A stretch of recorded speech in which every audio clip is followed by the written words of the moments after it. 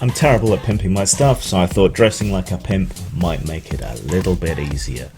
I have blogs where you can read stuff and see things and interact with me. My main one is postmortemstudios.wordpress.com.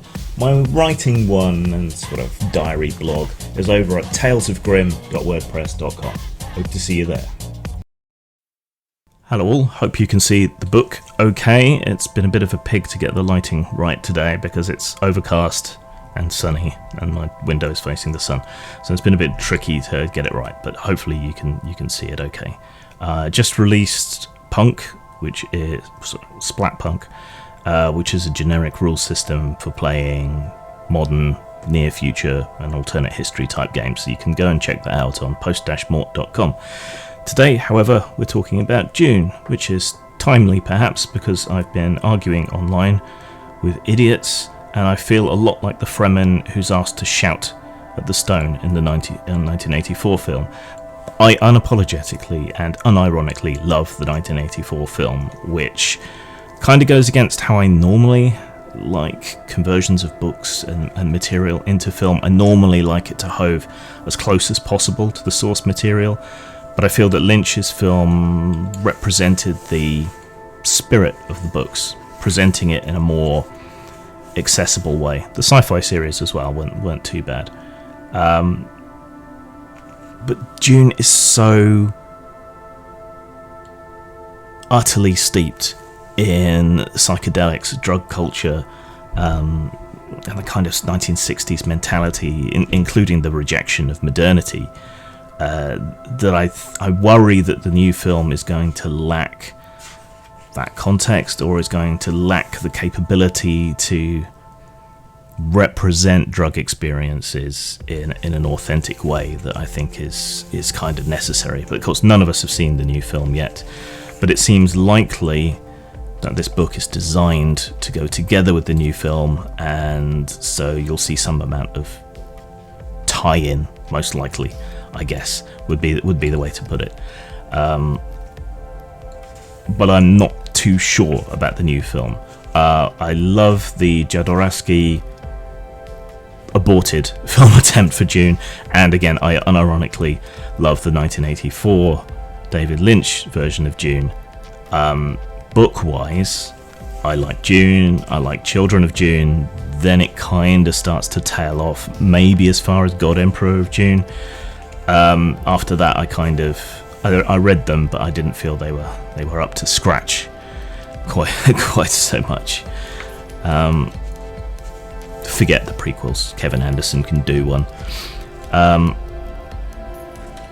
This game is weird. I mean, it's Modiphius, so it's 2d20, and I'm not generally a fan of generic systems when they're pushed into genres that they don't necessarily do too well. Some people like to think that the 2d20 system does things like pulp adventure very well. I'm not that convinced of that, but it does seem to be quite a flexible system. The version here in Dune is not really like any of the other iterations of 2d20. It pushes the system about as far as you can go in terms of turning 2d20 into a narrative story game. Everything is very abstracted. A lot of it relies on GM rulings and GM fiat, so you can't fall back on the rules. Some people see this as good, some people see this as bad, some people see it that in a way that you can kind of guide the story in an effective way, but it means if you are going to kill off a character, you absolutely have to personally take responsible for being a dick to that player. So sometimes it's good to have rules to fall back on, to have things happen more randomly. But in this version of 2d20, with the degree of abstraction and so on going on, so much relies on GM fiat or player interference, buy-in into the game, handing over narrative direction to the players, that there is basically nowhere to hide. Now, because the system is so abstract, there's not a lot of rules in here, really. It mostly comes down to setting the stage, setting the background. Unfortunately, it covers the prequel novels, which are trash. I would ignore that and make up your own. It covers the entire span through to the sequels into the far future, even of Dune, which is set around the year 10,000. But all the basic information is here. You don't particularly need any source books, so I don't know that there's going to particularly be any. Really, there's not a lot of room for them, but I think unlike a lot of games, this could probably use some adventure guidance, like what are you supposed to do, because it's not hugely clear from the setting, from the book, what your characters are, what they do. There's kind of vague ideas of espionage between the houses, but with the grand sweep of Dune already being set out, it's one of those settings that feels really tightly constricted unless you feel prepared to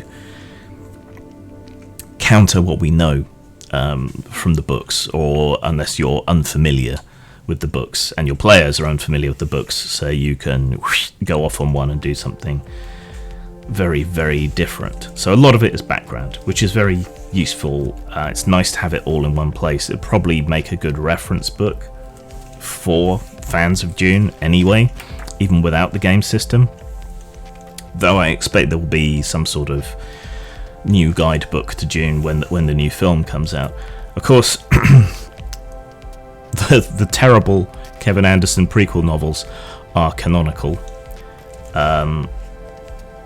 with the blessing of Herbert's son, which is unfortunate, but the rather excellent resource, the Dune Encyclopedia, is not canon, which is unfortunate. It's also hellishly expensive to buy a copy of, if you can even find one, which is a hard thing to do. You can find illegal PDFs out there, but that's not really good. But that is a far better resource, and something that bears far better influence, I would say, on a game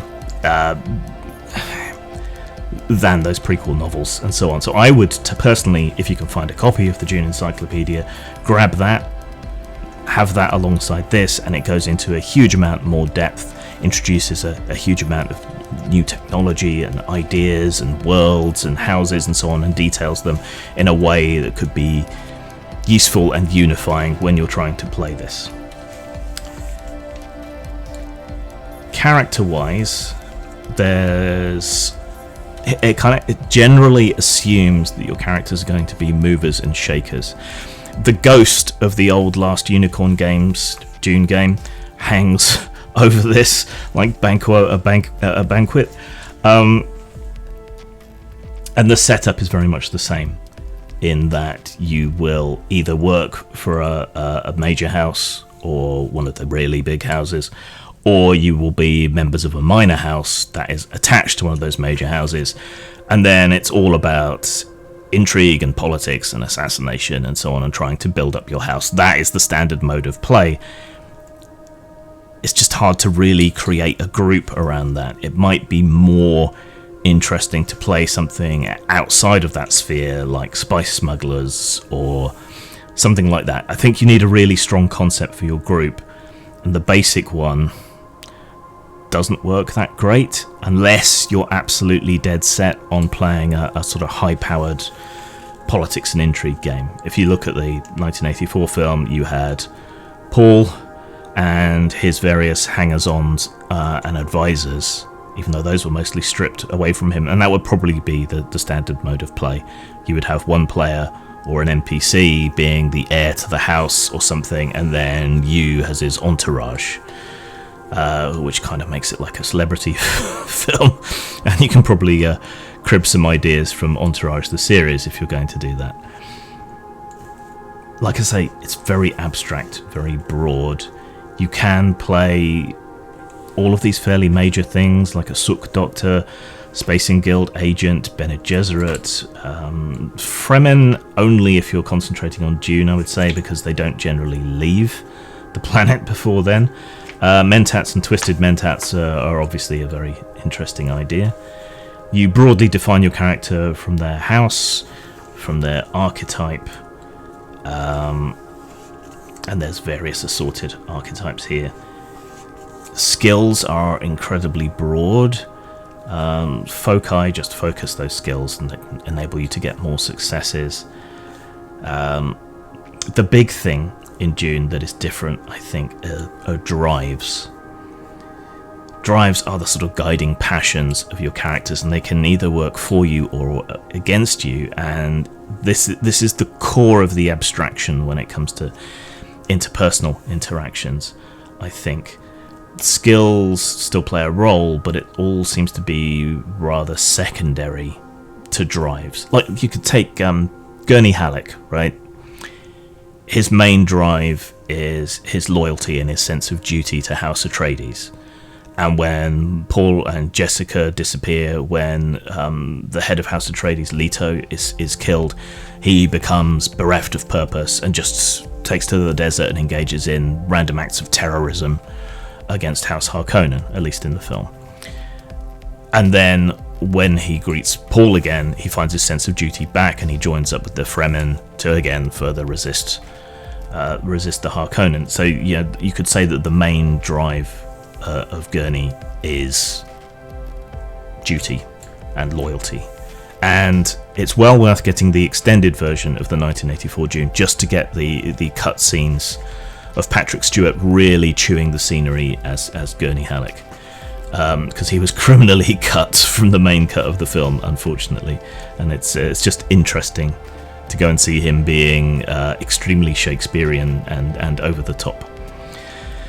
The other main abstraction is assets. These can be things like weapons, situations, and so on. They're kind of analogous to the scene traits in the Fate system and basically play out the same way. I think maybe the designer here was a big fan of Fate. I tend to prefer the crunchier derivations of Fate, like in Star Blazer Adventures and so on. But this is very abstract, but again, not quite as abstract as the most modern version of Fate that's out there. We have example characters here, so you can kind of see the thing that we're talking about. So Cara Malay, she's a commander. She has her drives, duty, faith, I need new glasses, justice, power, truth, and you have statements that go with those. I've read and reread, but somehow I have missed, probably because I've been reading very late at night, but your statements can get crossed out, or changed, or replaced over time, so you get less effect from your drives when your statement doesn't apply or goes against you, but I haven't quite managed to fathom how that works yet. You have skills, which, like I say, are extremely broad, and then have focuses.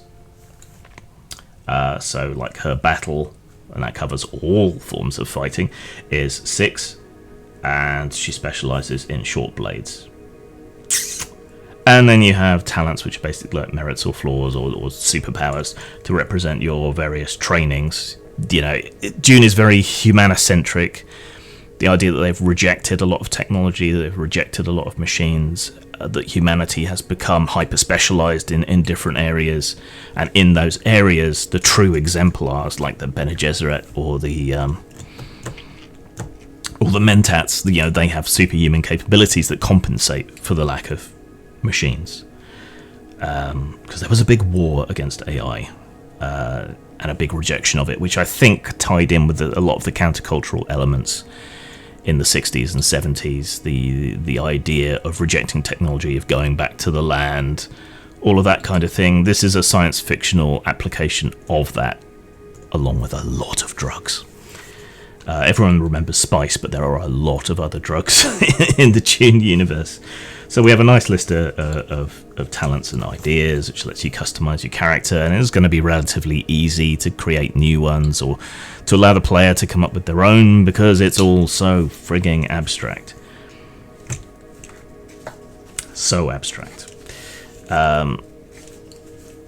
You can also create your own house, obviously, which is why I talk about the Last Unicorn Games version of Dune kind of hanging over this whole project like a ghost.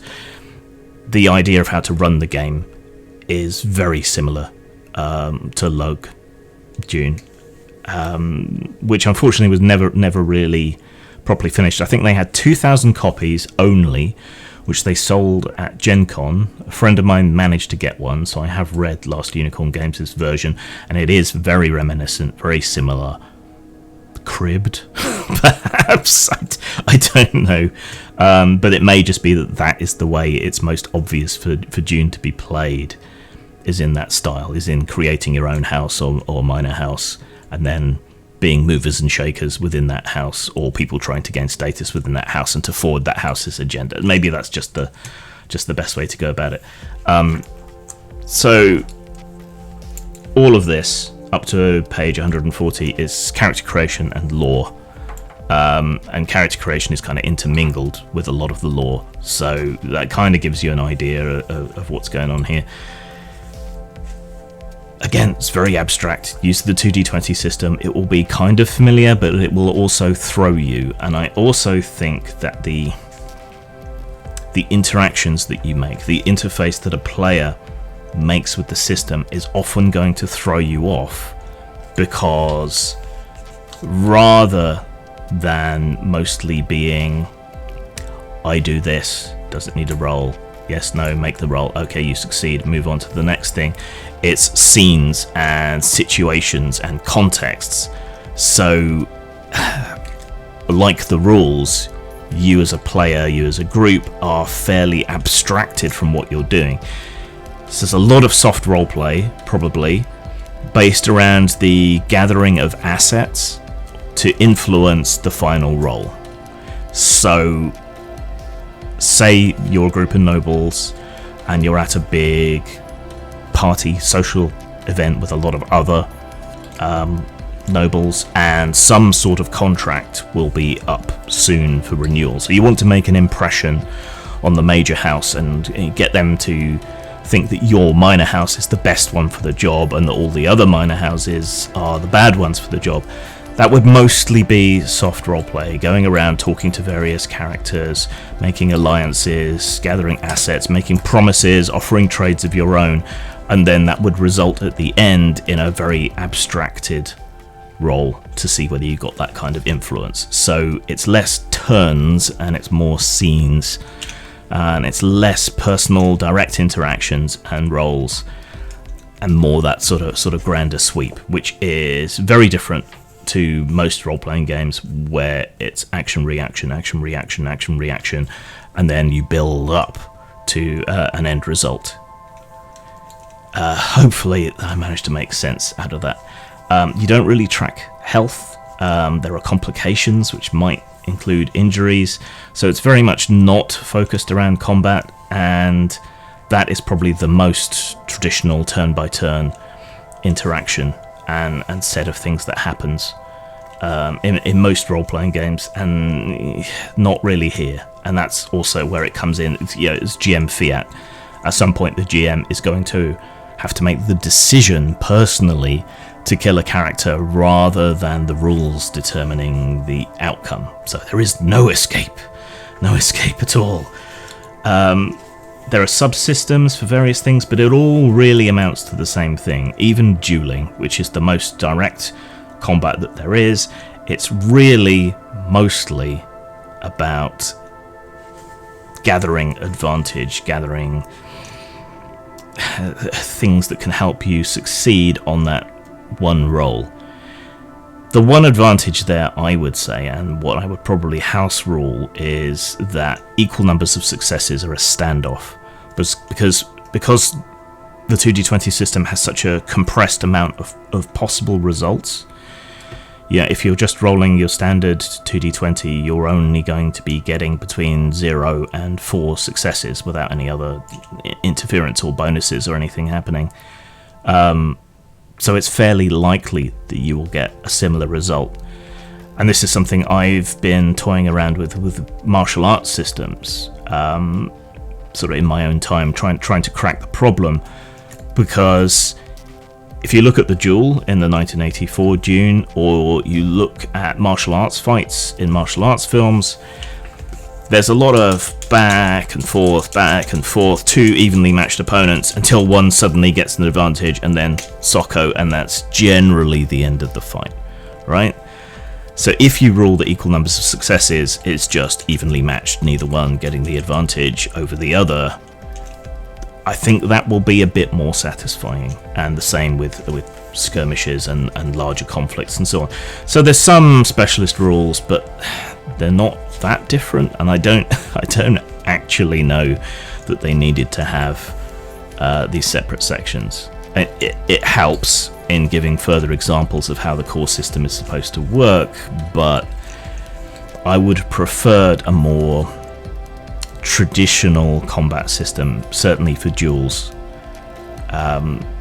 distinct from the rest. Though I know everyone's into like unified systems now and doesn't really go for specialist subsystems because it's more to remember and bogs down things and it's complicated and all the rest. But yeah. So what really makes the difference is not necessarily your characters, who are very broadly defined, very abstract, but it's the assets that you can bring to bear on any particular situation. So if you're playing the system to try and succeed, you'll want to gather as many assets as possible in order to help you succeed. And wrestling over assets is really at the micro level of the character, and at the macro level of the house, it's what it's all about. It's how you really gain your successes. Weapons and so on, these are unsatisfying, again, because the system just isn't granular and is so abstract. So if you're a gearhead, you like optimizing characters or you like optimizing equipment, there's not going to be a lot for you here. And for Dune, there's not really a lot of detail on survival, which is such a key concept of Dune, especially as relates to Ekaz or Arrakis itself. It seems odd in being underexplored in this book, but again, the system doesn't lend itself to that. To really get into a survival mindset, you need things like resource management, not in the abstract sense of assets here. You need detail, you need grit, you need granularity in a system to really make that work, and that's just not really here, unfortunately. Tips for games mastering, which are invaluable for this game. I mean, some of it's basic stuff. I doubt Dune is going to be a game that attracts a lot of new players. Maybe some elderly Dune fans from back in the day, perhaps, who've never roleplayed before, but otherwise, I think it's mostly going to be experienced GMs coming to this. The creating an adventure wasn't particularly helpful or satisfying. I think Dune just has a problem with having an accessible and graspable adventuring context to play in, because nobles and their entourage are going to be largely insulated from the world around them, except in exceptional circumstances. And then if you're playing at the lower level, like agents or soldiers or whatever, then you're going to miss out on the intrigue in the great house. There's no sweet spot, particularly, without kind of compromising on the feel that Dune should have. But yeah, they do their best, and I do think it's worth reading. A TPK is basically going, even though they've got specific advice on it, is basically going to be impossible unless you choose to be a dick or act in a way that will be perceived as dickish, unfortunately. But the advice isn't good enough, but it's good that it's there. Let's put it that way. Then we have some example houses, NPCs, not so much a bestiary. It's not really applicable to the game. You've got all the main characters from the book and the film. You know, you can get into that, no problem. Rules about creating NPCs, which is useful, but again, things are so abstract that you don't particularly need to go into a lot of detail, which is good, I guess. In a way, it's a low prep game, even compared to other 2D20 systems. You've got a few more specific examples, and you will be able to use these as stand-ins, as sort of stock NPCs wherever you want, because it's so abstract and it's difficult for there to be a meaningful difference between a lot of NPCs or PCs. Come to that. So yeah, more examples. Probably wasted a bit too much space on that, to be honest, but it's always nice to have stock NPCs. Things that can happen with rival houses to yours, yada yada yada, blah blah blah. And adventure, you know by now that I am not particularly a fan of having adventures in core books, because it ends up just being wasted space, which in this case could have probably gone over and been further GM advice or more lore, which would have been a lot more useful, I think. So it is a very, very shiny, well-produced book. It has accessible information on the background of Dune, drawn from the official canon. It's all there. The system, in one way, it is suitable, in that you want to probably play intrigue and sort of large, sweeping, majestic, epic scenes, such as in the book. And the abstraction serves its purpose for that, but at the expense of a lot of the interpersonal elements. I also think it doesn't truly well represent the psychedelic, neo-spiritual kind of nature of Dune, which is a big part of the reason for its success. I don't think it does that particularly well. I worry about the new film for the same reasons. It's also a bit of an odd one in today's social climate, because the cultures and the language of Dune is extremely syncretic. There's a lot of Arabic terms, particularly amongst the Fremen, but also elsewhere. The Orange Catholic Bible, the Zen Sunni, there's a lot of cultural mingling and, dare I say it, appropriation that is integral to Dune's background, but for some reason it hasn't been cancelled particularly. I think this pairs perfectly with the Dune Encyclopedia, if you can find a copy, which will give you tons of ideas and expanded information. It's not canon, but it's better than a lot of the material that is canon. Right, scores then. Style.